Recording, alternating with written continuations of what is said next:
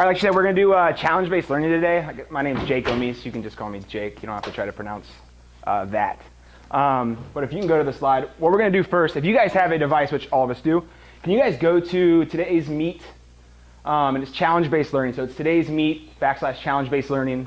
And Rob and I are going to pass something out to you guys as you guys are going to this. Just go to this, sit tight for me, and we'll go from there. So Rob, will you pass out onto this side of the room?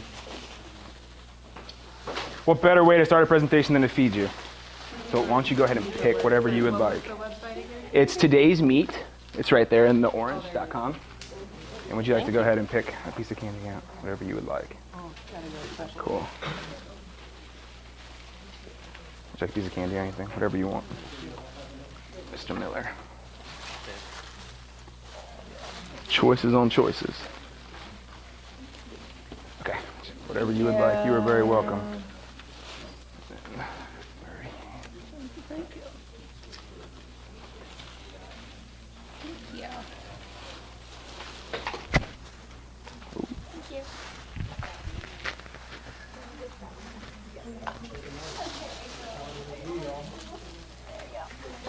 Whatever y'all would like. Thank you. Jack, you want something? Okay. Can you check something? Yeah, chocolate, right? Ask whatever you want. Oh, we're here. Yeah, you can grab whatever you would like. This one. That looks perfect. Check something. Thank you. You're very welcome. I'm good, thanks. You're good. So we obviously got sugar covered around here. Oh, cupcakes and everything. Look at you guys. Y'all didn't get anything, right? Just this side did. What is this for? This is for you to eat whenever you would like. You'll see in a second. I promise there's some tie to it. No, guys, you can eat the candy or whatever you got right when you have it there. That would not torture you like that. Thank you, Jake. You're welcome, sir. I'm up too. All right, we have do whatever you want. Would you like a piece? Sure, thank you. You're welcome.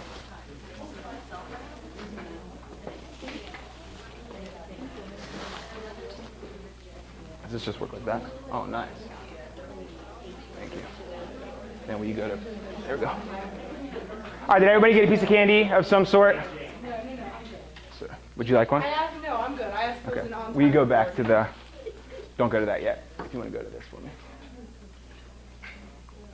Okay, a quick overview. I know you guys do EDP on Tuesday? Right, EDP, so challenge-based learning is today. A quick overview for this. Something I didn't really know is developed by Apple. Challenge-based learning is developed by Apple. And it's an engaging collaborative learning experience. When you think of how Apple makes a product, they come up with this idea. And they go through all of these steps and they get this product. And then once they have their product, they reevaluate it. That's why we're on, iPhone 6 now. If the first one was the greatest, we would have stopped. Challenge-based learning is kind of based off of that. It's where students and teachers work together to solve issues and provide solutions to real-world problems. And that's the biggest thing that I've learned that helps my kids. It makes kids do something rather than just sit there and learn about it. So instead of me talking up here, I know I'll lose all of your attention within 10 minutes if I just keep talking and talking and talking. So it makes our kids do stuff, and they document their experience, okay? Think about the show Mythbusters. They come up with a challenge, they find a solution, and they evaluate their solution. If it worked, they say, was this the best way to do it? If it doesn't work, they say, why? Our learning objectives for today, I told them I put this on here. We're going to talk about big ideas, essential questions, how to relate everything we do to society and its impact, create our actual challenge, and the guiding questions. That probably sounds like I have no idea what that is. We will get to that in a moment. But first, if you didn't notice, you probably did, this side of the room had a choice on what candy they got to get. They had different types of chocolates or mints. The other side of the room only had the option of mints. So if you could go to today's Meet, which you guys should be on right now, you guys can pick a nickname out or whatever it was, and kind of let me know how you feel, how that made you feel, especially knowing that one side of the room got a choice and the other side of the room was just given a mint. Now, some of you may love mints and you're like, great, that's what I would have picked anyway. Some of you won't. I like mints, so I did not care. Cool.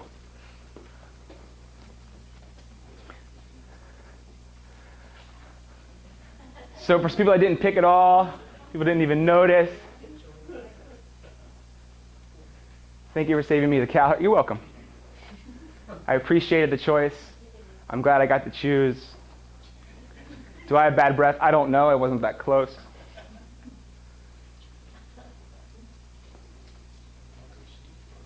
I didn't pay attention to the other side.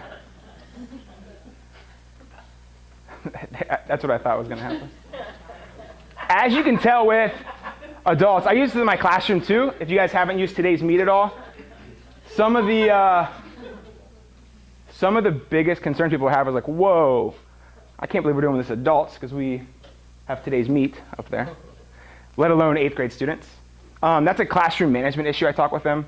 You're going to have a kid that does something funny up here the first time, but guess what? They rat each other out instantly. Or he's the only kid dying laughing, or the only kid not laughing. So you guys, that's a classroom management issue that is not a huge deal. Overall, though, besides the jokes and things, a lot of us appreciated the choice. Yes, some of us like chocolate. Yes, some of us like mints. That might have been better one way or the other. But we are so obsessed with choice, how can we never give our students a choice? And that's kind of what challenge-based learning is about. We say, here's your project, go ahead and do it. Here's your project, here's your homework, go ahead and do it. We don't give them any buy-in or any choice in what they're doing. If this side of the room picked a certain piece of chocolate, they're probably not going to complain to me because they had 4 or 5 different choices. Or you guys are like, well, I hate mints, unless you were the McDonald's person. But, well, I hate mints. Why would I have that? It's based all on choice. So if you can go back to the slide for me.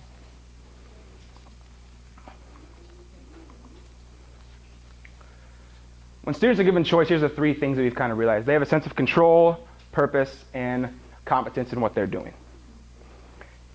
I've rarely had any kids argue with me on these projects because I'm the one that go, hey, they're like, why am I doing this? This is dumb. You're the one that picked it. It's not my homework. You picked the challenge. You picked to design this. Why? And it kind of takes the pressure off us, which I know some of us right now, that's how I was last year sitting in your seats. Well, if I let my kids pick it, they'll pick to do nothing. Okay, that's obviously not an option.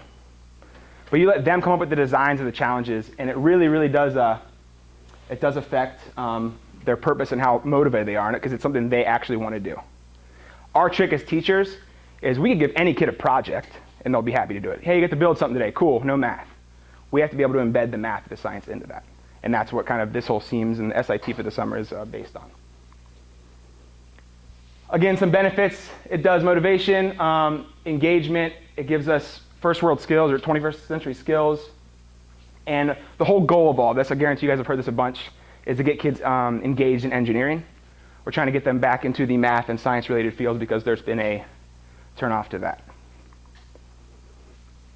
Quick overview before we watch a video by Kelly Deneau.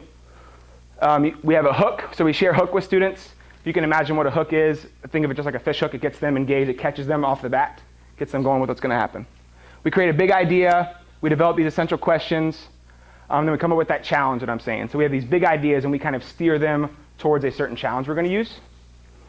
We talk about the societal impacts, guiding questions, and then our activities come into play then next. I'm going to run you guys through one of these after we watch the video and do our own hook. But first, Rob, do you want to go ahead and click that? If you haven't seen this website, by the way, this gives you the view of challenge-based learning in a kind of like a little graph or model form. The trip to India and Nepal has just been unbelievable.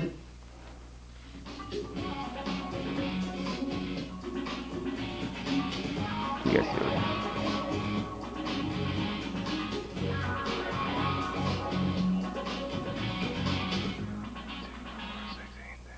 As math and science teachers, we strive to provide experiences which focus on the content standards, connect the content to real-world experiences, integrate engineering design, give students voice and control, engage students with hands-on experiences, connect to a societal need.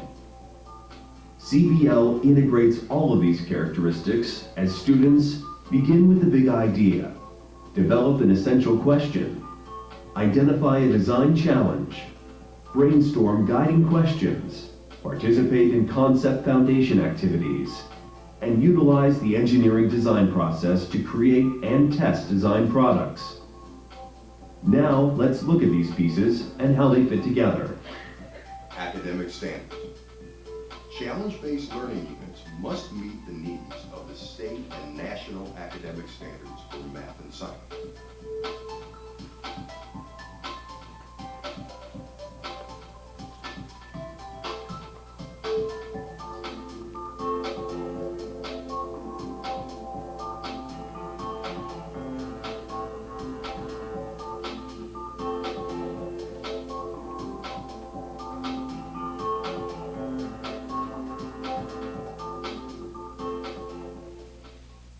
Hook. The hook is designed to catch the attention of the students and help make the challenge relevant to their lives. It could be an activity, a video, or teacher presentation. The hook precedes the big idea.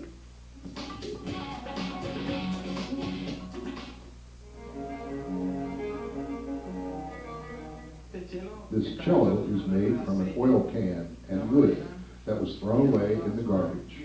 It sounds like this.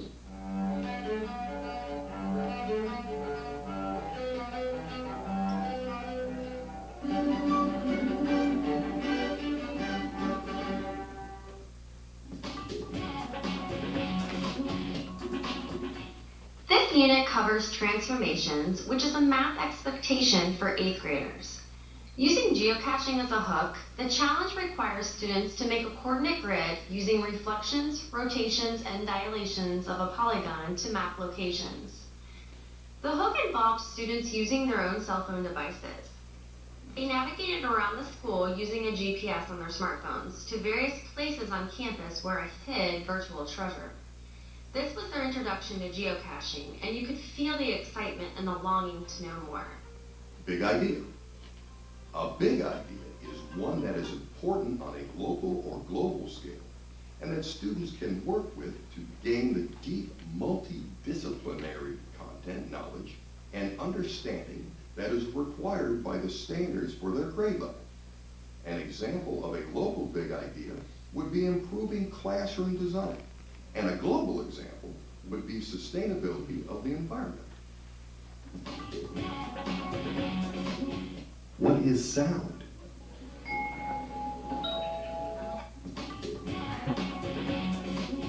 The big idea, which was tracking, locating, and investigating locations. Essential question.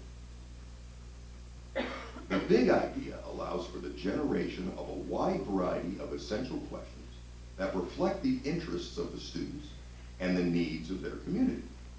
Each group will narrow their thoughts to one essential question. The essential question: how was the musical scale created? We generated interest by looking at a wave generator, and then mathematically we tied the unit circle into the sine wave and the cosine wave. Challenge. From the essential question, multiple challenges are brainstormed by students from which one is identified, or the teacher presents the challenge, bypassing the student's brainstorm.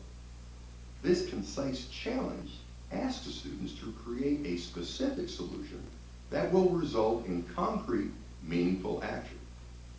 The challenge utilizes the engineering design process that answers the essential question. First began by studying various types of musical instruments and how they generate sound. Students then broke into groups and studied various musical instruments and how they produce sound. Then we set about constructing our instrument, keeping in mind that we had to produce an 8-note scale. It's time to come up with a project. And you guys are going to help me do that. But before we can just say, hey, this is what we want our project to be, we need to have some conversation. Okay? So we're going to do a lot of discussing today. And by the end of the day, you guys are going to have given me a lot of ideas so that this weekend I can go home and I can use all of your ideas, put them together, and come up with one big challenge, which is going to be a project for you guys to complete next week. How interesting.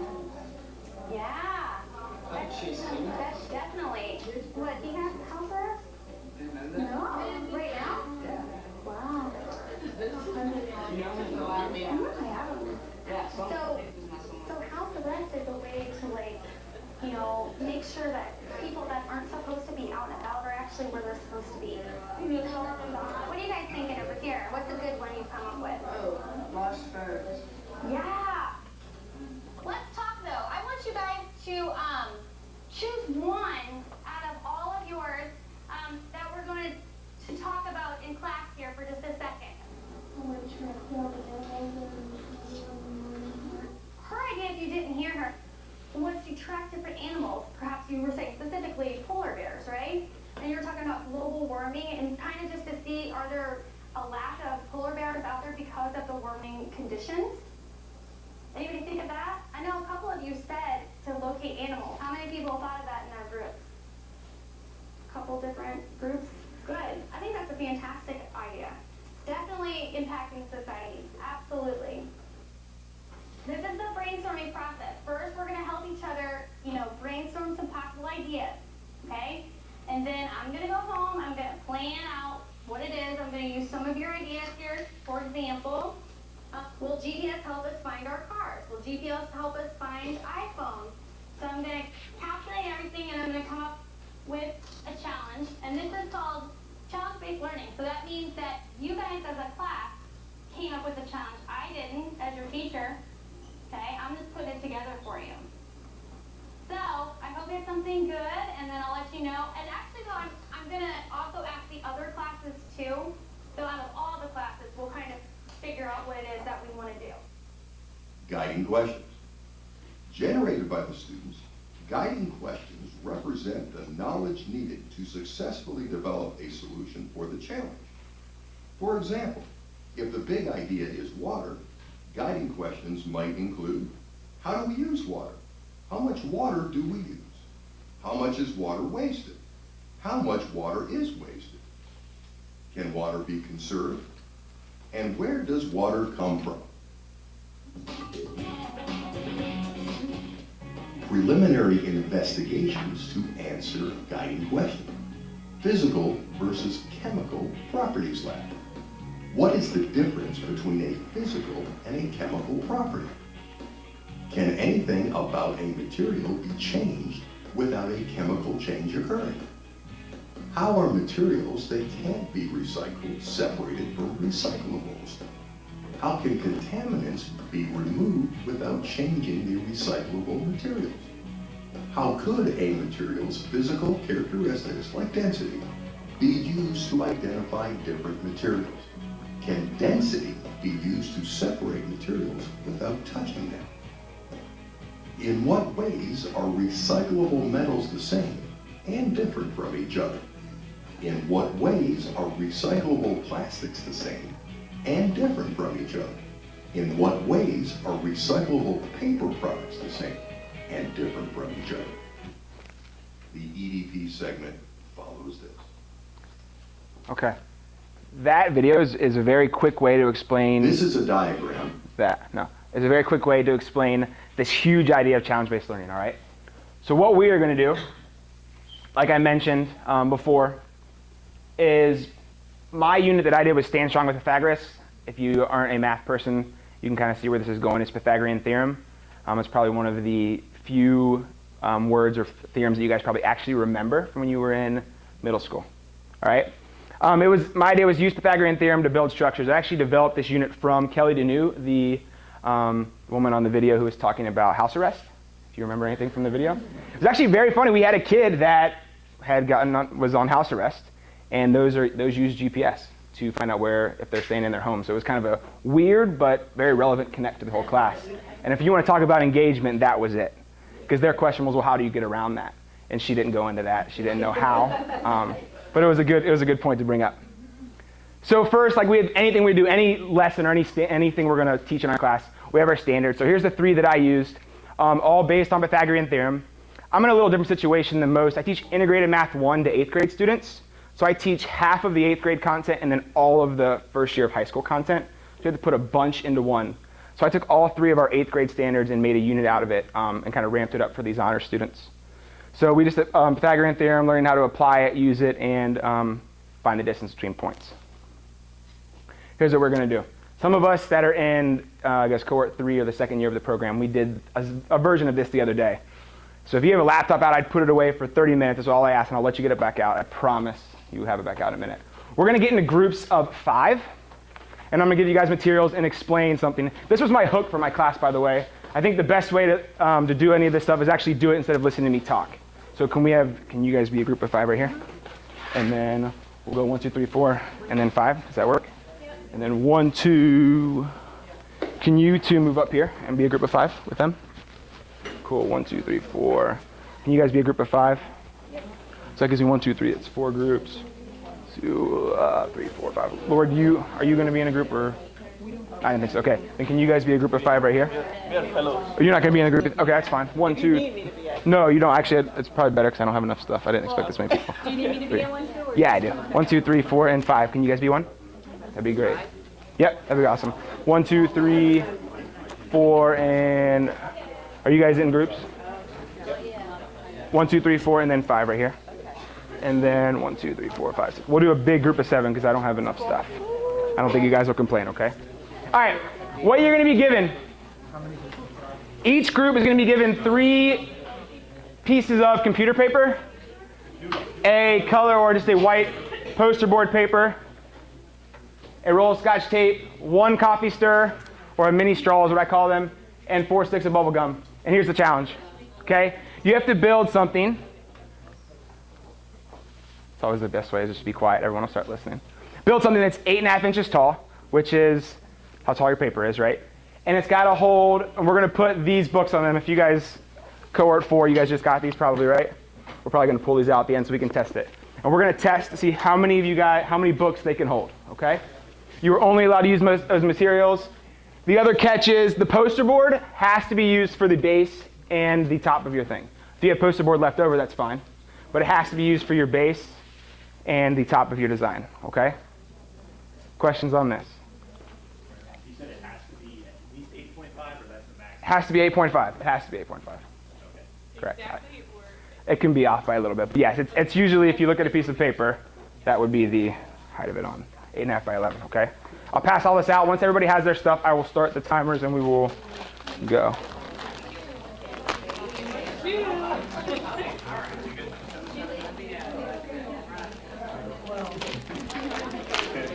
Build platform, 8.5 inches high. Okay. As many as you can hold. As many as you can hold. Yeah, if you want to give each group tape, that'd be awesome. I figure Gum?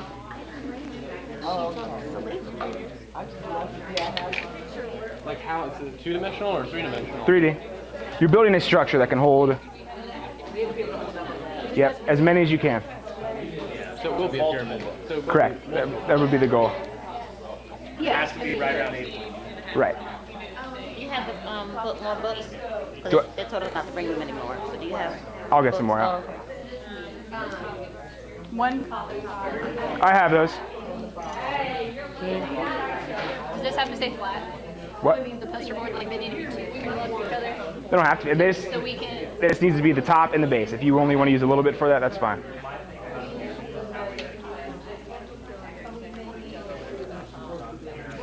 Can we use scissors? Yep, I'll get them for you. Yep, we have them up there.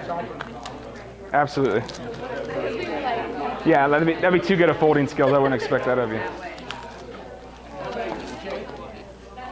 I already got it. I already got that for every group. Tyler, here you go.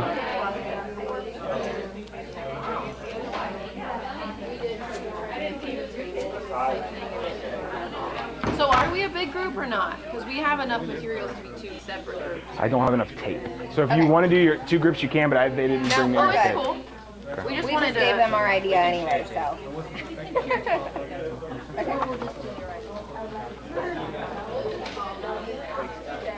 Put that right there for a second. Fan folded like corrugated. The gum?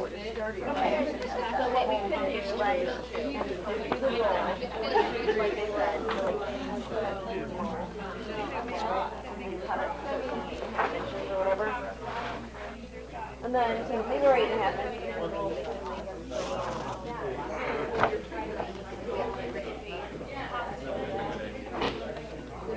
We start the egg timer, Rob.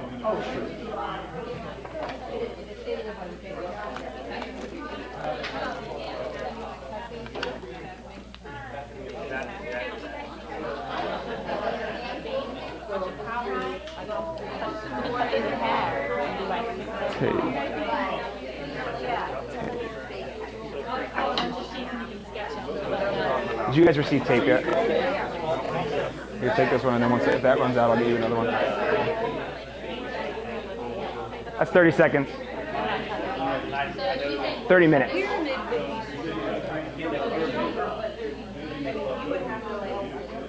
Mind it. Be clear. And then hit 3-0.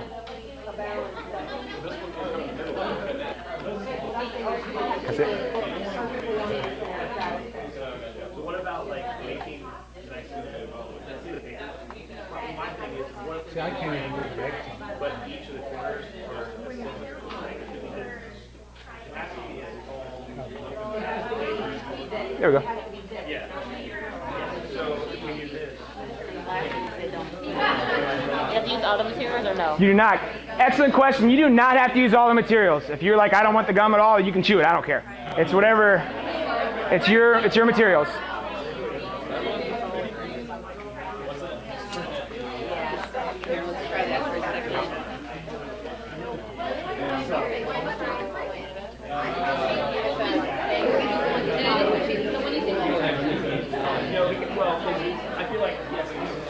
Hey, Julie. Do we have, I was going to have the groups because I didn't have any reams of paper. I can get reams of paper. That'd be actually Yeah, I great. asked Rob if he wanted me to go down. Okay.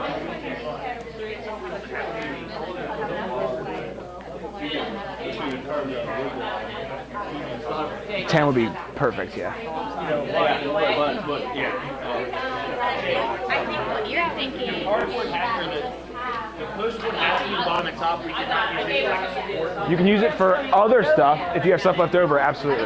But it has to be the top and it has to be the bottom. So what it's laying on has to be the cardboard, what's on the bottom has to be cardboard. But if you only used half of it, So if like wanted, like this is our design, we could just use it for the Two triangle areas, yeah. we're thinking triangular pyramid or triangular prism.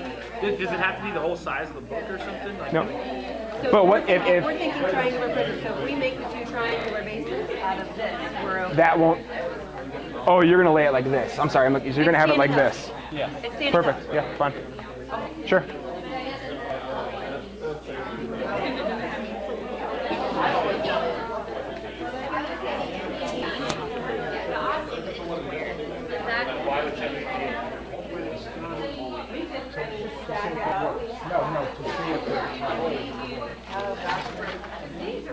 Let me see how this compares to one of these books. Should be almost the exact same.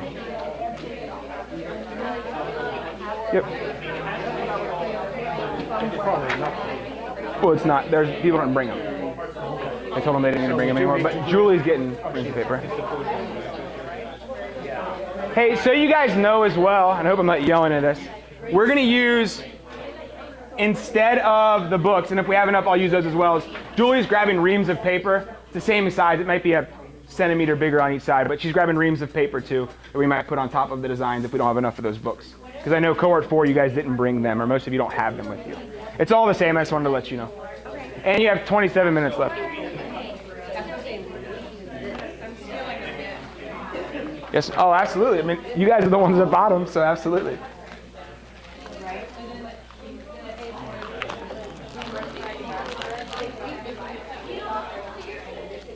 Having a good summer so far? Are you guys doing the RET stuff? Are you still all doing that?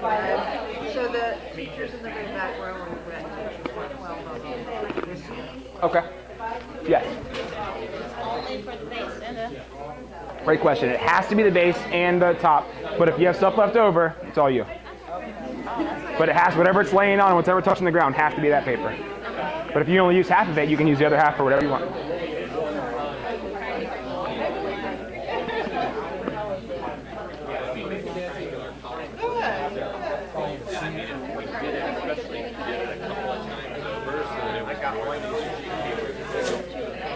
You can just chew it. That's most of my students just chew it. What if we chew it? And I don't think that metal works. That would be big. That'll be the outside part, and fill that in the middle with that.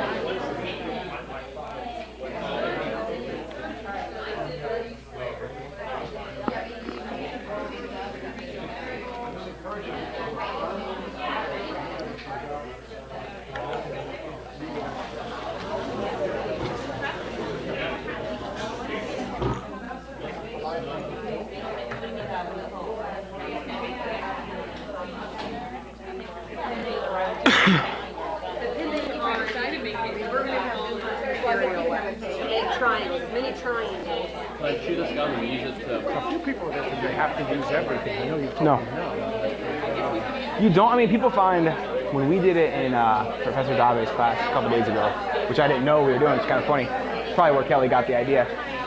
They had the same exact amount of material. They had a little less poster board, but we had 3 more coffee stirrers. Which, it's interesting to find people do stuff like we did. Triangles. We had a square base or a rectangular base and top, and then we made triangular pillars to hold it up, which should give us. And isn't triangle the strongest? Yes. So that's where the Pythagorean theorem comes in. You know what I'm saying? Sure. And then we took the gum and we wrapped it around the pillars. In fact, it's like braces because they're tall, so they bend. Right. But we put gum around it as like a knee brace. Yeah. It worked okay. I think we got like 5 or 6. You know, the video that Jack, Demi, and I made the other day with an structural engineer, that actually, you remind me, I'll say that to you. Okay. That video shows, the earthquake detection, they've got triangular bases. Nice. Plus it's got, the engineering drawing on the CAD computer. Cool. That'd be awesome.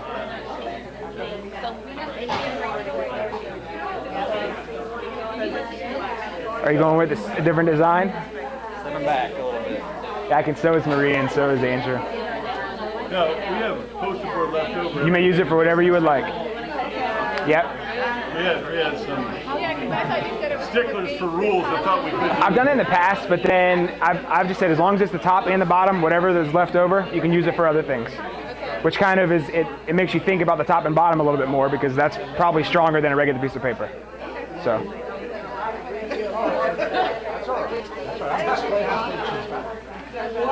Yes. Is it a book or reams of paper? It's going to be a ream of paper. Okay, so that's what it's taking. It's a little bit bigger, yeah. Yeah. Just because not everybody has their books. What are you guys thinking? Series of Pillars. Like pillars? Cool. That's fine.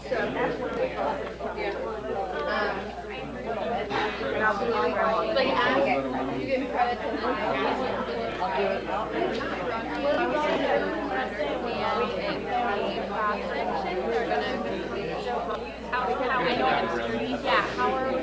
And with like paper, remember if they're like thin, like how are we gonna like stick together it? Can we use this in the middle of the You may use it, whatever's left over you can use for whatever. So yeah, that's a big thing to think about because that's stronger than this. Yep. Mm-hmm. Like we could build our whole thing.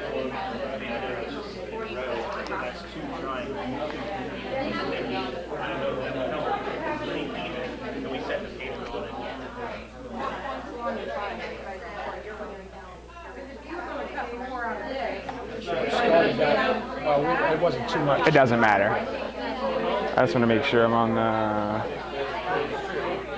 Yeah. Cool.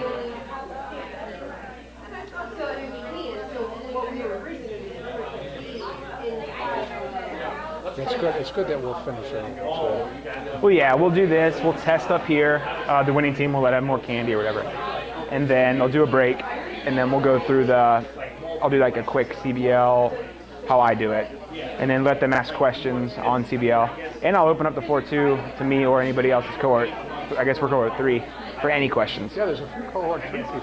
Yeah, like I know Tyler came and Andrew and Marie, but I've had people ask me general questions, which I think would be something that I guess I never considered. I don't know if Julie plans on doing it, but like a panel. Well, there is the panel that they do for the administrators, where they bring in current. Because but I'm talking about a panel for them. Like they could sit through 5, 10 different workshops. Do you know what I mean? Yeah. And see me do this, but their question might be like, where do I start? Like, is it better to start with a challenge and work backwards? Is it better to start with like, you know what I mean? Where if they could, after 2 weeks, make one of their electives or whatever they have to do just a panel discussion of, couple middle school math, high school math, middle school science, high school science. So people from the previous year's cohort. Oh yeah, so like cohort 3 for us, and that can count as one of my electives. So I have to go to 3. This is one of them. That's a great idea. And they can just ask questions. They've had 2 weeks of it already. The thing that we changed last year, And that be the top. Does it have to be one? I mean, I would say that what you're asking follows the rules, right? The platform has to hold that. You're talking about, so the top will just be. Could we do like a circle and put it on top? Like multiple circles is what we're saying. Like this, We said column. but it has to be one. It has to be one piece.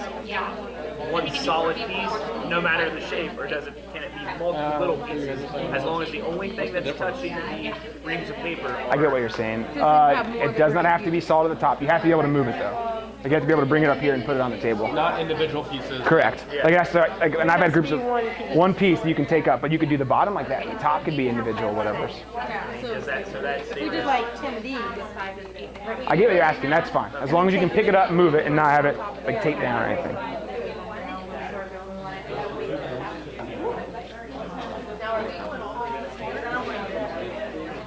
Says no. Oh, I'm assuming your group's finished. That is true. We know we got fellows for you. Oh, yes, they got them. We will be. Trust me, that part after this doesn't take very long. But my time slot's 1 to 4, and I will probably go to 2:40 maybe. Yeah, 1. Yeah.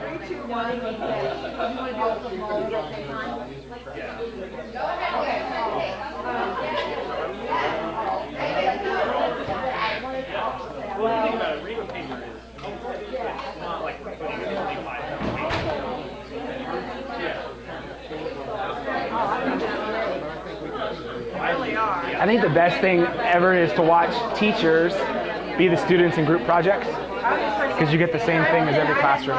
There's the guy or the girl that's touched everything, done everything. It just cracks me up. All right, I added 5 minutes. You have 7.5 left.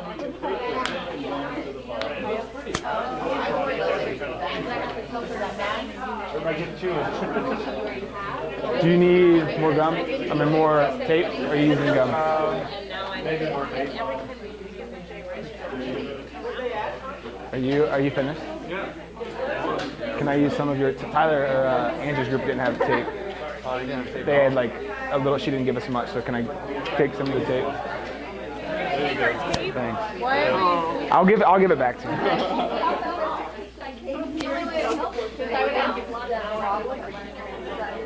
Thank you. Your PowerPoint needs to be uploaded to the wiki, so Okay. Do you need to? maybe just send it to Denny and he can upload it. Okay. Or send it to Julie and she can upload it, but because you don't have rights to actually edit Correct. the wiki. Correct. So let me just tell Denny. Okay. Lay them out. All right, so let's do. Hey, is this one out completely? No.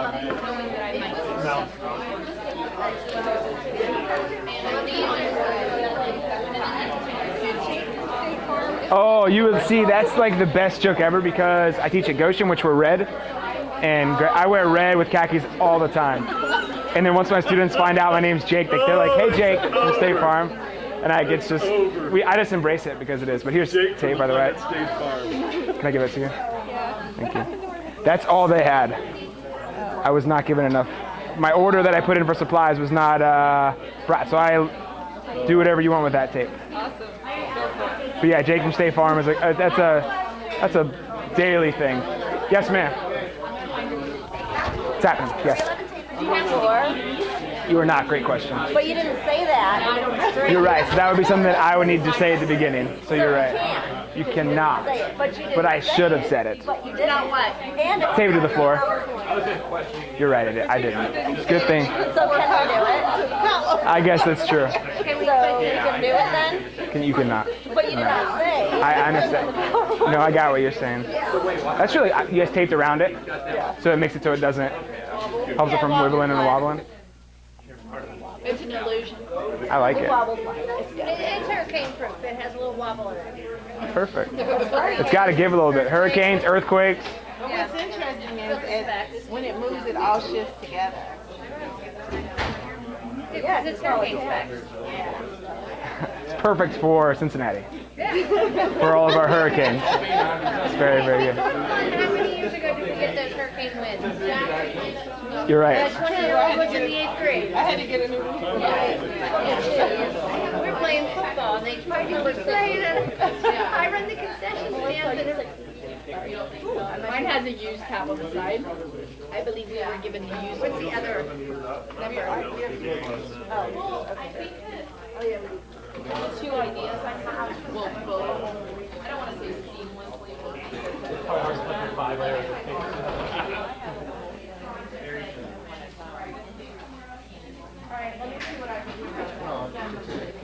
Do I need to send you, or did you already upload it? Is that what you're doing now? Because I've got it.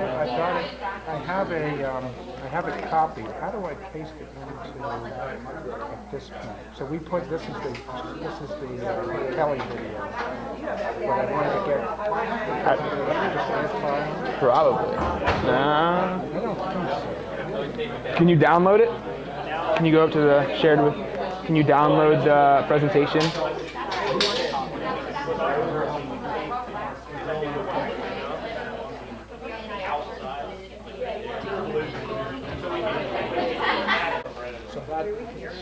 All right. Third group, go ahead. We kind of did the pillar thing as well. We still have triangles if you think about it, if you looked at it down. I mean, this is really 4 triangles if you think about a domino that has 5 dots on it that's triangles. So we do have that going on. The main thing is the center pillar. We actually put 3 small pillars together out of the paper. So hopefully that holds our center. Cool. And the gum is there to prevent the supports from splaying out. I don't really want to be the one to do this. Here, I'll hand them to you. Right. Make sure it's centered. We'll do it this way. This is the better. That first one knows. So that's going to kind of be your.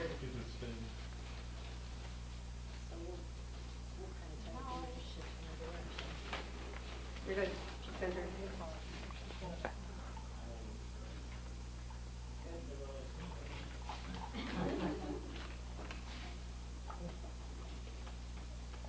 It's got to be the gum.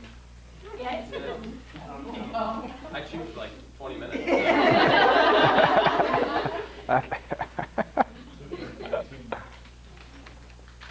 Oh, I probably stepped right in the middle of that.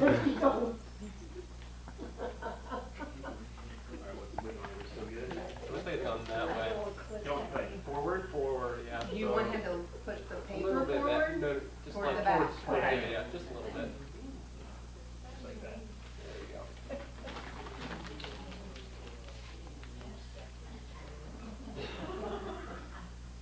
This is pretty good. That's 9. Oh, pitches back with paper. We'll go 2 books first. Will that mess up how it'll mess up our center of gravity if they stick in the middle? I don't want the other group in the back to We can freak do- out. We can do, we'll do more paper. Here, I'm gonna put this here, Susie. And then we'll do the books.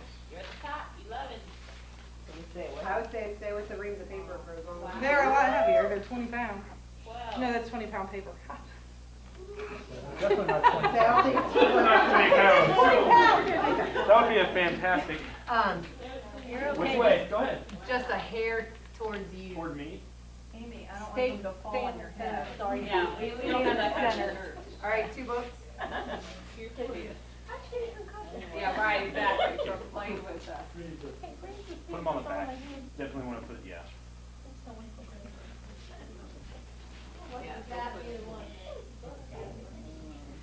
See, this is where we get too tall. We're worried about the wall. Put the spine on the other side. Put the spine on the other side. I got binders.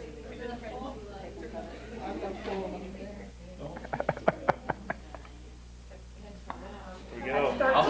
13 and 2 books.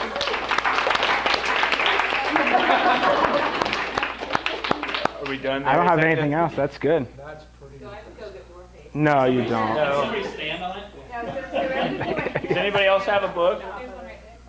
Books? Just grab more of these. Oh, yeah. And it's still standing, it's still. Yeah. 10 seconds. Right, I built this. I don't want to see it fall. That helped. And you're cross. Now, what are you using for cross brace? We actually took the cardboard and we cut it in strips and then taped it together. That's doing it. I do all, you do all three at once, or? No. Go. It's all you. When it falls.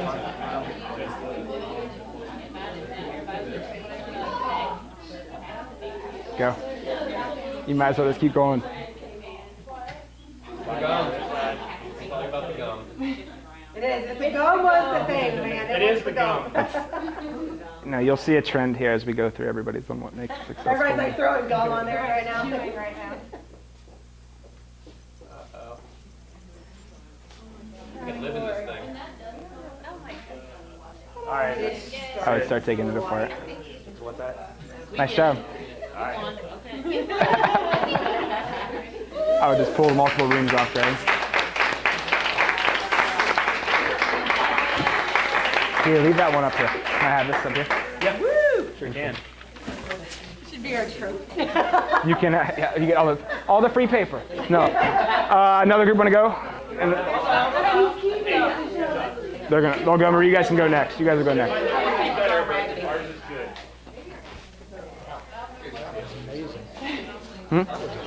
That was really good. I'll have to call Kelly on the way home.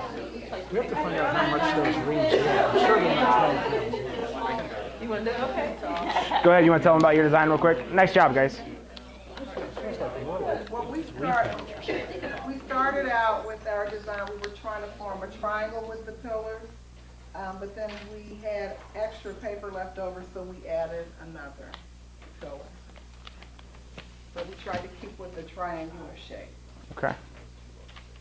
And we did use gum to reinforce top and bottom. There you go.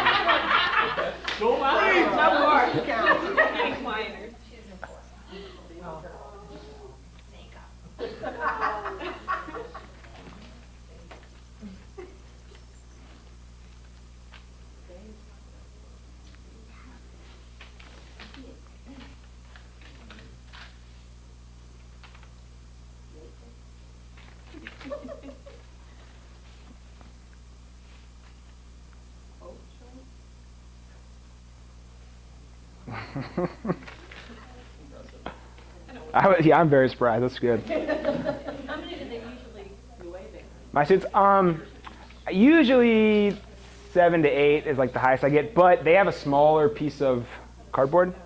I give them about 2/3 of that, which they usually end up only using it for the base and the top, which makes a big difference if you can't use them as pillars or other things.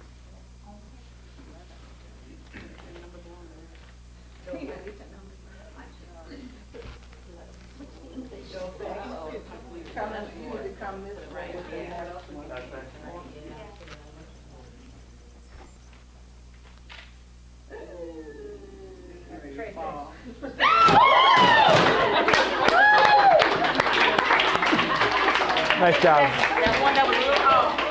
Where do you guys want to go?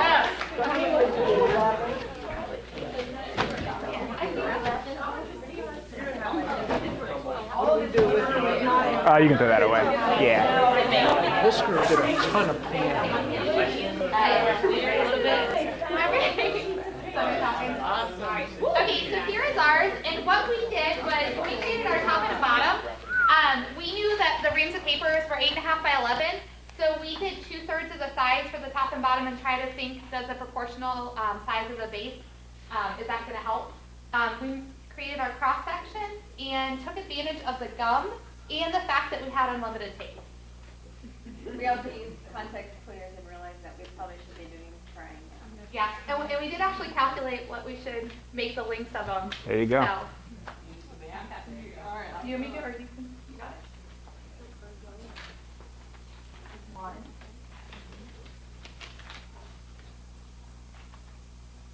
So when you guys want to be eyes, that's just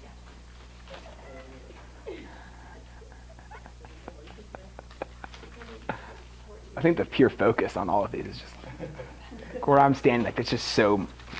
It's good. It's coming this way. Is it coming towards me?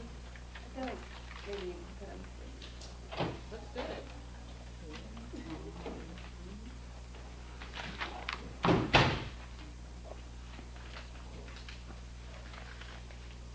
We were worried that we Here it didn't goes. do the centerpiece, but.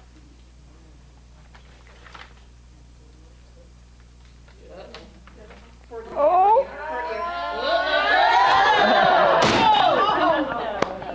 Nice job.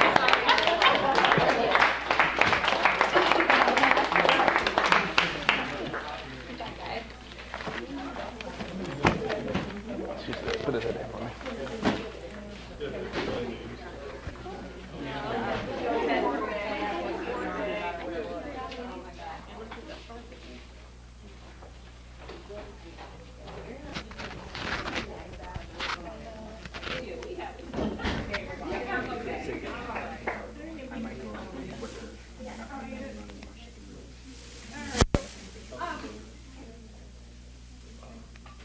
We just discussed the pillar idea and making crosses.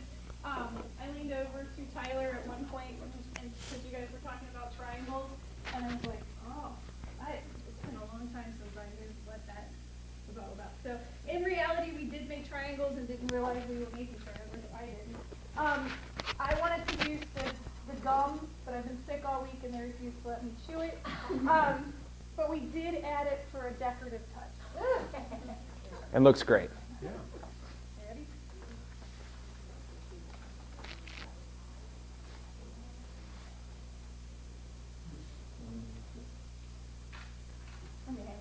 Yeah.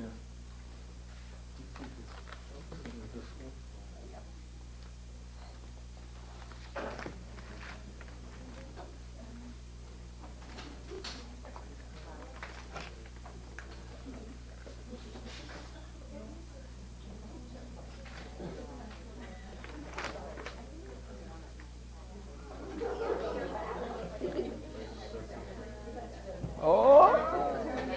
There it goes. Grab it. Grab it.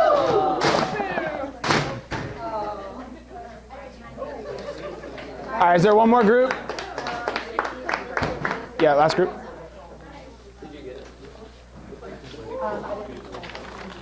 Let's just put that one over here. Yeah, just leave it over here, buddy. Thank you, sir.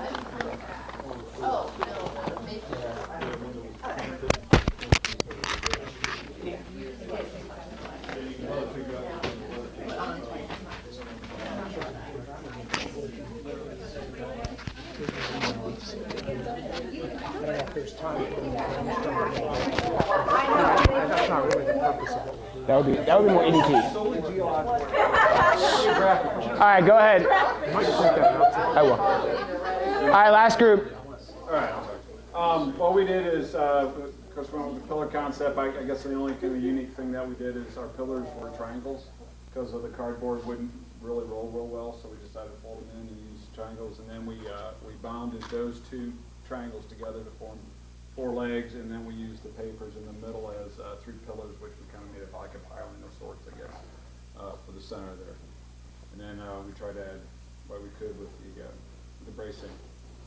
So we know the one issue with this, and we'll see if it survives. You're gonna. Oh, you.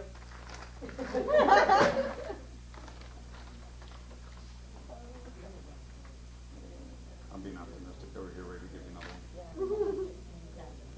It's a big first step. Sure. The paper, we're going to blame the paper. If the data, you have them still closed. Wanting to lean forward, but I don't think we're going to be able to resolve that. No, I didn't mean. Other way. He wants it towards the back. Starting to lean forward. There you go. Give him. Yeah, that one's just not as busted, I don't think. All right, yeah, we'll go for that. I'm surprised we haven't had a paper fly across the room yet. Yeah, that one, I just took it out.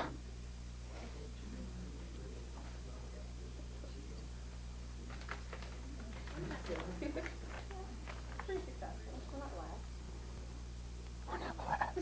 It's a good attitude. Sorry to the people that are. She's giving up on I'm just getting a camera and get believes in this. it. She better hurry. Getting photographed. Yeah. Oh, get it going. It's when it's gone. Yeah, you gotta let go. There you go.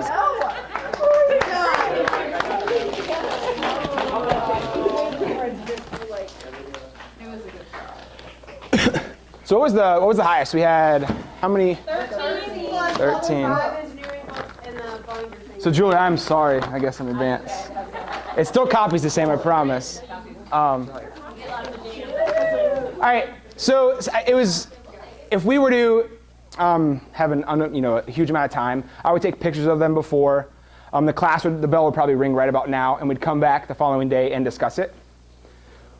What was kind of interesting, we had a group that had 13 plus on there, and we had other groups that had maybe 5. But you were given the same amount of materials, the same amount of time, okay? You're given the same amount of stuff. So it's kind of a thought process we use. We have the same materials. How come some were successful and some were not? This is the hook I use. When I tell them Pythagorean theorem and I share the standards before I do it, they don't know what that means. We're kind of fortunate enough that we might have an idea that might mean triangles. But a lot of them just kind of come up with triangles on their own because they think it's the strongest. Or the successful, a lot of the really good ones up here had cross bracing, which is a huge part of my challenge that I do. So after I do this, we kind of talk. I also have them 10 minutes before we do anything. I have them draw up their own design before they get into groups, knowing what they have. It kind of gets them thinking, because if you guys ever have the opportunity, do one of these in front of other teachers, because it is literally the same thing as a classroom. You have somebody that takes control instantly. They touch every single piece and they try to run the whole group, and then you have one person who probably still hasn't spoken today in your group. So it's kind of funny to watch. So here we go, CBL.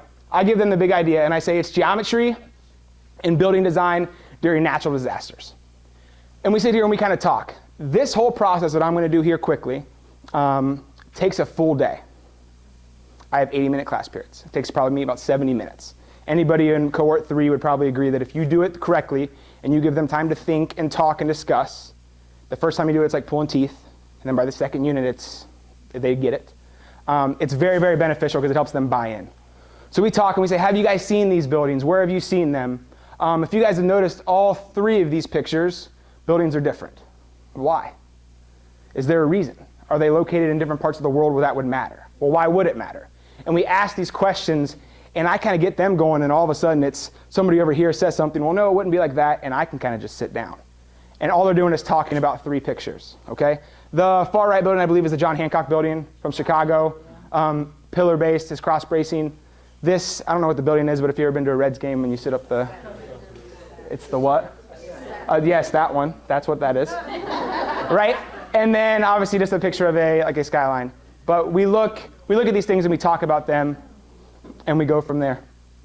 And I talk about this big idea, we looked at triangles and we say, hey, Egyptians actually were the first ones to come up with the Pythagorean theorem or understand that concept, but they didn't know it was called that. They took a rope, they made 12 knots on it, and they realized that they could get 3 on one side, 4 on the other. That 5th side always would have 5, and all the knots were evenly spaced. So they created a 3, 4, 5 triangle. And that's how they built I mean, the pyramids, that's how they built a lot of their things using a simple concept of rope and knots. And after they've kind of developed this, and they're like, wait a minute, Egyptians use this. This is where that hook, a good hook at the beginning, has kind of reined them in. We talk about this, and then I say, okay, since we can't stop natural disasters from happening, we need to think about what we can do to minimize the damage. If any of you guys know the solution of make earthquakes not happen, let me know. We'll leave today and we'll go make a lot of money. But I don't think that's going to happen. So we got to figure out which ways can we create the least amount of damage. Societal impact. My first unit, I didn't talk about this at all. And I regretted that when I watched another teacher do this.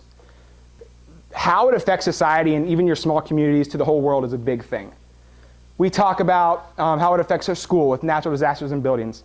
We at Goshen are our middle school is one floor, very, very flat, and we talk about that, why. The roof's leaking, that's another issue, that's not anything we're talking about. But it's a one-story building, why is it like that? Why is it not very tall buildings? And we get on the topic of natural disasters, and I usually have them name a couple of them, okay? And we talk about, tornadoes or earthquakes or tsunamis. And there's always one class that is yet to fail where one class gets in this hurricane mode. They're like, hurricanes. And I'm like, Goshen. And I'm like, you don't know what a hurricane is? And they tell me what it is, and they do. But obviously we developed these units. We're going to spend 7 weeks in the summer, plus some, to create a unit where we have the challenge already made. Our goal is taking them and bringing them into it. So when they're in groups, I use a 3-7 rule, 3 minutes by yourself, 7 minutes as a group, so it takes 10 minutes. And those 3 minutes are torturous for them, but it's beautiful for us because it's silence. And they work and they have to think, and they come into their group, and everybody has to present an idea. So we talk, school, city, state, country, world, what big events have you seen on TV? What things have happened in our community? Have you ever been somewhere where an earthquake has happened? And we create an essential question. I got this from the group last year that talked about CBL, and they used this. These are the ways they develop essential questions and what they mean to them. There's no right or wrong answer. It's just a big question that they want to know the answer to. It addresses the concerns, and it raises other questions. It's not will we have an earthquake today? That's not an essential question. That doesn't probe any other thinking.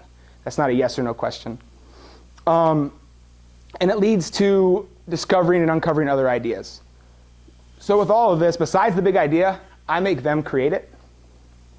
If you saw before, I use the egg timer. I do 3 minutes. I'm a big believer in groups of 4. 2 is usually a buddy. When you go groups of 2, it usually doesn't work out well. 3 is great, but I always have a kid absent. So that ends up being a group of 2. And 4 is my big thing, and I give each group roles whenever I do any type of project or something because it keeps kids reliable. In every group, I have one person that's allowed to ask me questions, which is torturous for the other 3. Sorry, Jimmy. Caitlin's the one that's got to ask me questions. It's like, Jimmy, you're the supply guy. And it's torturous, but it keeps every single person accountable, and I let them know that before we do this. So we brainstorm 5 questions individually. They come as a group, and I'll put it on the wiki too. This is on there, correct? We talked about this. I have a sheet that I use that has all these things listed out where it's just a handout front and back that they write into, and it keeps everything there. So I'm like, hey, what's the big idea? They're like, what's a big idea mean? I'm like, well, that's really good. We have a worksheet that we already did about this, and they can pull it back out. So we developed 5 questions, and I have each group, I don't know if you guys are devices at school, I have them put it on a Google Doc, okay? Whatever table number they were, whatever group number they were, and we look at them as an entire class after they developed them, okay? So we're going to do this today because energy was so high already. Right, and I was very surprised, like, nicely done. Claps to you, very nice for that. I was going to have you guys work through this, but I can talk to you guys if you have questions about that.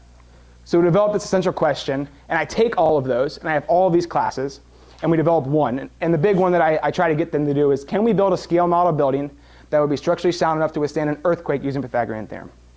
Let me just say one thing here, because I think it's probably clear, but just in case it isn't, you will have thought of this ahead of time. The art here is getting them to come up with something that's so Kelly's video during the presentation. She kind of walked them through it, got them to converge, and said, I'm going to put it all together and take your input and the class's input and come up with something. She already had it, but they felt that they had created it. And that's part of, both with this and the challenge, it's very important to be able to do because that really enrolls the class and keeps the class's energy. Right. And as you guys would be doing this in your groups, I'd be going around in that hurricane group. I would kind of redirect, say, yeah, but how's that going to affect the ocean? What are we really going to have here? Earthquakes, that's a really cool idea. How'd your building do when we did it? Did you have this idea of cross bracing? What shapes did you use? And you probe them with questions. They're like, not a hurricane. What about an earthquake? I'm like, that's a pretty cool idea. It's like, what about triangles? I'm like, that's a great shape. And like, you gotta, I'm serious though, you gotta get them to where you need to go. Your challenge is made, okay? In an ideal world, we have unbelievable amounts of time. We would have like, oh yes, every group can make their own challenge and we have unlimited supplies. Not realistic. Okay, we have these things called lives. People don't realize that as teachers, right? They think we just work from 7 to 3 and call it a day. Right, yes, they think that's where my kids don't believe I don't leave. But yeah, that's it. So getting this and making them think, in which they did, that this is their question. Okay, so we're going to say, can we build a scale model building? And I use its essential question, and then the bell rings. Yes, ma'am. Is there always one essential question, or can there be more? I have each group create, so we have 6 as a class, and I have 4 classes, so I have a huge list of them. I try to, or at least narrow down all of those questions to the challenge. So sometimes I won't have shown this yet. I'll go straight from the essential question and the bell will ring, which is the perfect timing. Hey, I'll take all of your guys' ideas. I'll take block 2, 3, and 4's ideas as well, and tomorrow I'll present a challenge. And then I come in and say, hey guys, here we go. Took all of your ideas. Here's what I developed. What do we think? No. And I said, okay, we're going to create a 3-story building that can be structurally sound enough to withstand an earthquake using Pythagorean theorem. You may also know any other geometry used in the building to impress Pythagoras, and you will test this ability of the shake table before adding cross bracing, and again after we add the cross bracing. So they're like, yes, like this is what I wanted to do. This is awesome. We're finally going to get to pick a project. I'm in 8th grade. I've never got to pick a project before that I've wanted to do, and I provide all the groups with supplies. Every group has the same amount of supplies and the same amount of time, just like the hook. Do you get 30 minutes and do you have chewing gum? No. You have a little more time. But they know the challenge and they're in their groups and they can start to think. And in the challenge, I want them to include and test different stabilizing techniques, which ends up being the cross bracing.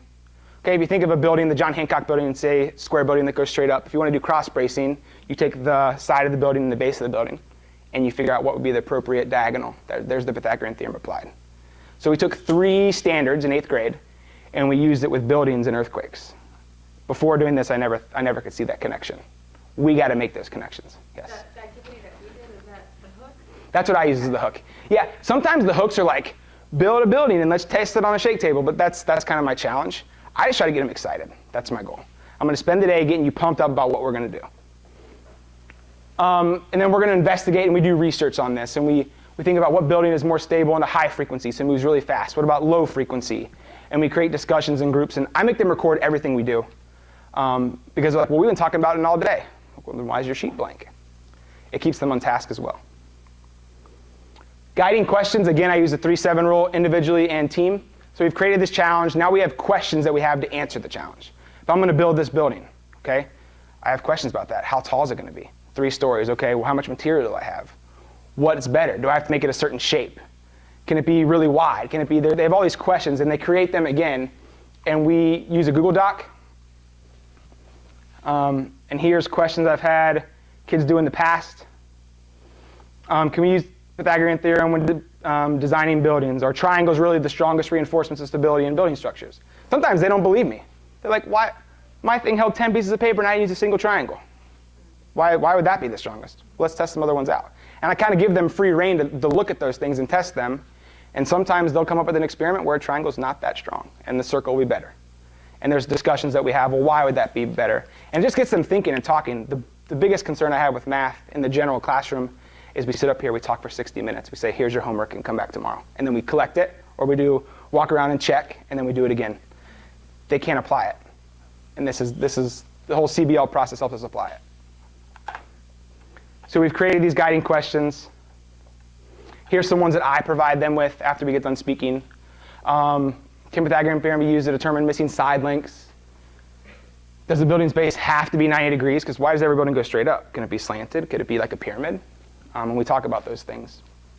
And we look at correlations between high frequencies and low frequencies. And then we start our project. So what I do is they create a 3-story building using a shake table. Does anyone know what that is?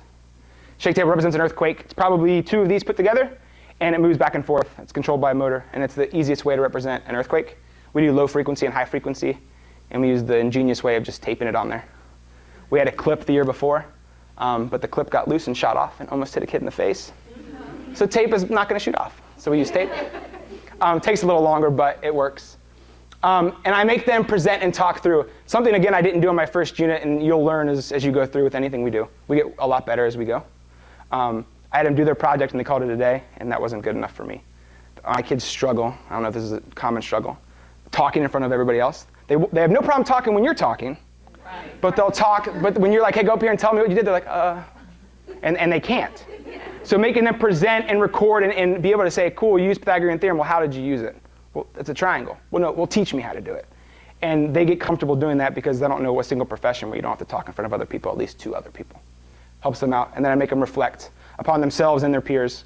I do a peer grade with every single thing I do.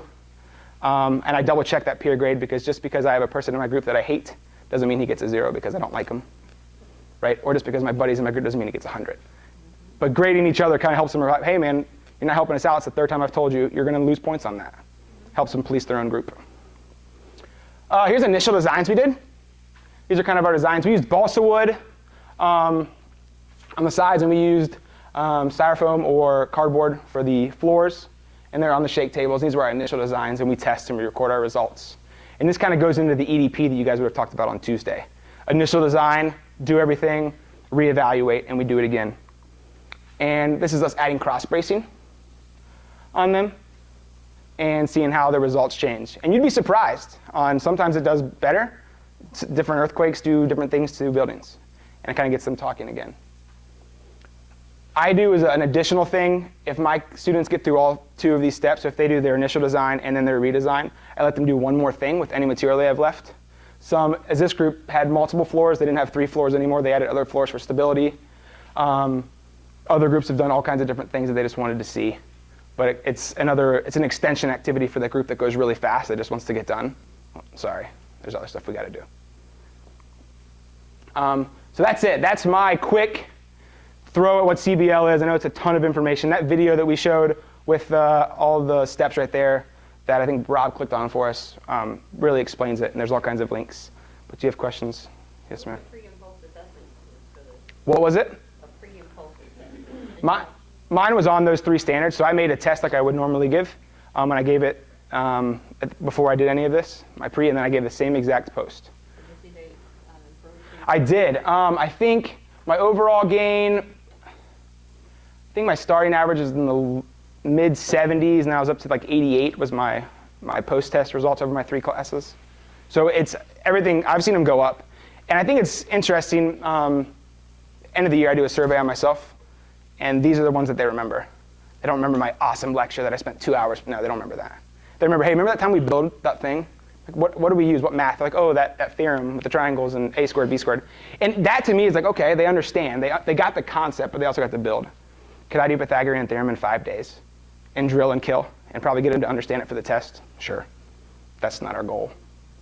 I know in a testing-based society that is, but this also develops critical thinkers, which I don't know if any of you guys took PARC. That's what PARC is. Yeah. Critical thinking, right?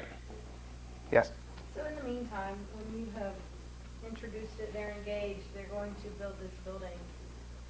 I guess what I struggle the most with is if they have this nice lovely project, getting the meat into it and build in. So what did you do to support their learning when they had these other essential questions? Did they have worksheets they were doing? Yes. Were they lecturing at all? Were they doing research on the computer? How did you build that in so that it's not just figure out how to build a building? Right. Yes to all of those. We do this. I talk to them, and we have, here's our challenge. And that stays on the board the whole time. And then we do content. There's no way you can ever, anybody that says they don't ever lecture, they lie. Because you have to at some points. It might take 15 minutes, or it might be example-based. But I do worksheets or activities. We do a web quest on Pythagoras and how we developed it and what other proofs. I make them find one proof. There's like 80 of them, and try to explain it to the class, a Pythagorean theorem. So it's not just like, here's a project, let's do a project. It's not that. It's creating this and keeping that challenge in mind the whole time. So when do they get to build? Like, is that? If this is the 10-day unit for me, probably day 5. I probably spend a week doing content. And we relate it all back to the buildings. Okay, hey, we have this. We want to know, what if we had our skyscraper and we wanted to find the shadow of it? How could we do that? And as long as you keep relating it back to the challenge, it kind of helps you connect. Real world examples. Anything else? Yes, ma'am. Talk about how I presented, The whole challenge, the end of the challenge, how like our results. no. We had all these different, Buildings.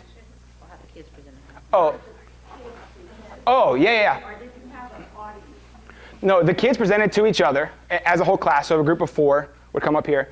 And Rob did some of the video for us, and I have on iPhone 6s, you can do a slow-mo view. And that was a big, really cool thing. Like, you can actually see the building swaying back and forth. And I have a little rubric that they use, kind of talking points to hit, kind of a guideline. And they just give me like a 2 to 3 minute presentation. There's rules every student has to speak, little things like that. But they just talk about struggles and failures. They talk a lot about the EDP process, initial design. We thought this would be great. This was terrible. And then go from there. So it's a lot of explaining of the EDP stuff. Anything else? Okay. Thank you. Yeah, Denny. Sir. This unit you have on your wiki, right? I do. So if anybody's in here on the Seams Summer 2015 wiki that you all have now access to, there's a table right on the home page with Jake's link to his wiki. If you click on his wiki, you'll get all of his work that he did last past year, this being one of them, right? Mm-hmm. Which includes all the templates, all the... It's like a 2-week lesson plan for free. You guys have been wanting, you can look at it, you can adopt it, that's why it's there. Yeah. Yes. So you said you usually do groups of 4. I do. And you do roles. I do. What roles do you usually do? I cut out that slide this afternoon. I knew someone would ask. Okay, I call him material supervisor is the person who's the only one allowed to get up out of their seat, grab the things I need.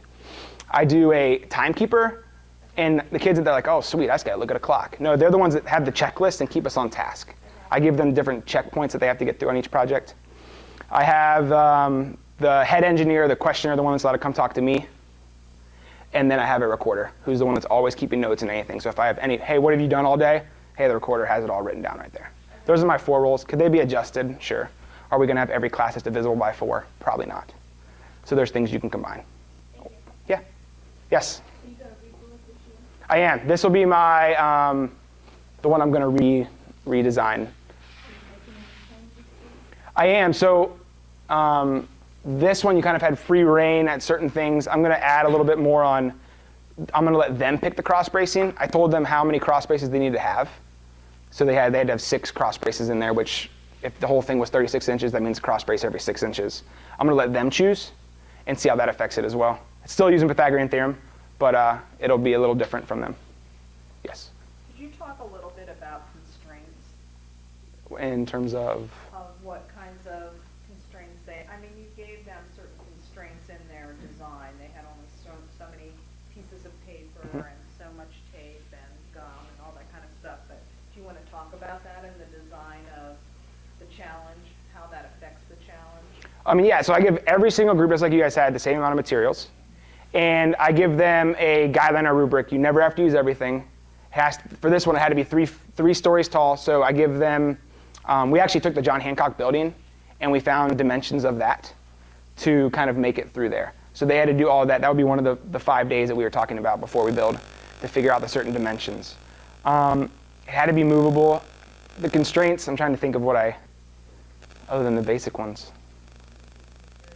Sometimes time is a big constraint. Right, which helps with the people in the groups of timekeepers. Yeah, we had 2 days, 2.5 days. You can usually get the initial building done in about a half a day, because it's just a base at top and then 4 pieces of balsa wood. The biggest thing we realized is Kelly, Danu, and I both teach at Goshen. We did it the same day. We only have 1 shake table. And it was in her room, which is all the way across the building. So it was like, hey, great design, go down there. And then I wouldn't see him for like 10 minutes because there's already a line. So if you're going to do something in your teams of teachers or whatever, do it different days. But it's, the kids are pretty good. You'll understand, like they'll ask, somebody in here asked, they're like, hey, can I tape my building to the table up here? No, well, you never said I couldn't. You'll think of those things as you go along and you'll have to address them. And then you'll have a couple kids argue and then most will be like, well, duh, you can't tape it, why would you? And then you'll be fine. Andrew? Did you make your shape table or did you? We rented it from here. I came and picked it up one day and we had it for like a month and a half at our school. So there's a lot of resources besides the money we get to buy supplies. And this was more of an expensive unit for me between the balsa wood, and there's ways where teachers, we know how to do stuff cheap. There's ways you can do that. Or my second unit was all about statistics. I didn't use any supplies besides poster board. So it depends on how you guys want to use your money in certain things. Yeah, and we have plenty, but I'm saying you don't have to think like, oh, I have to spend all this money all the time on all these things. There's units that are very helpful.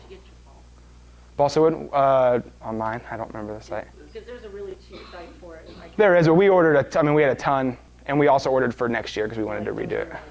No, we find it is cheap online, yeah. Teachers are good thrifters. Yeah. So Jake, was there an opportunity for them to do iterations on this where they, like, when it didn't work after like one ream of paper, were they allowed to go back and redesign and try again? Was there an opportunity to actually? For the hook? Like what we did here? Yeah. There was not an opportunity to go redo it, but that was the discussion we had the following day. Okay. Why did it work? Why didn't it? And we took pictures. I took pictures of it, and I had it so they could see, hey, well, look, we knew that wasn't going to work. It didn't have the cross bracing. Or why didn't that work? It did have this. But we reflected on that, yeah. Right. Oh, yeah, that's the EDP. Yeah, that was the initial design is they need to get their base results of no cross bracing, no Pythagorean theorem. And then they go back and we're allowed to add cross bracing where they seemed fit. And then after they got through all of that, I let them do one more thing to it.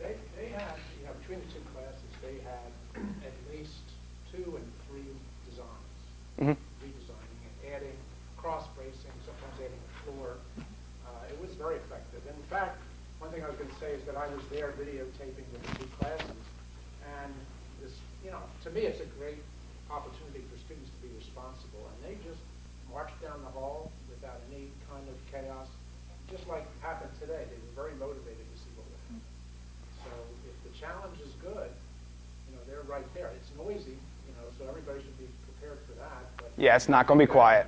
I think that is a part of the process, and that is very much what happens in the real world anyway. Because you're always arguing with each other when you're trying to build something. And you'll see too, I don't know what, I guess not type of student, but different levels of students. I teach half of my students are honor students, and then half of them are 8th grade, and we use the same project, we just modify it per the student. My kids that were lower, so IEP students, excel in these things because it's a hands-on activity. Where my honors kids are like, I want to know what the answer is. Like, I'm a plug and chug guy. I can know the formula, I got it, I can do it. Like, that's not how it works. Oh, and it frustrated the heck out of them, and it was beautiful. It was glorious, because they always get everything so easily, where the kids that I haven't seen turn a homework sheet in the entire year, they're the ones that are building it and hot gluing it and doing all kinds of crazy things. So it kind of gets every type of student involved. Because the honors kids, they're not going to quit. They're not going to just stop. They'll get frustrated, but then they'll figure it out. So, yes?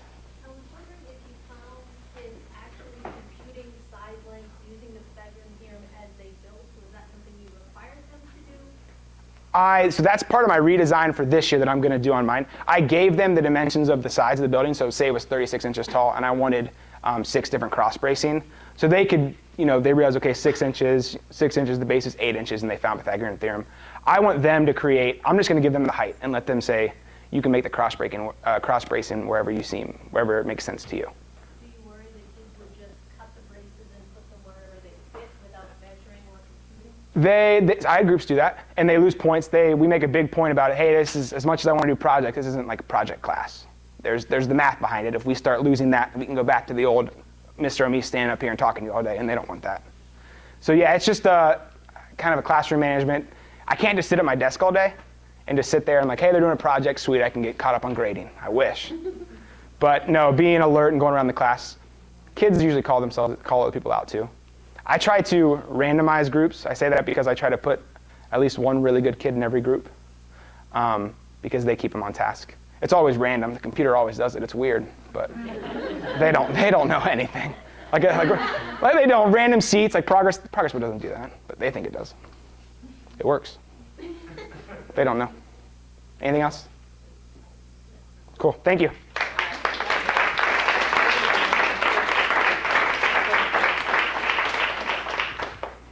Are we good?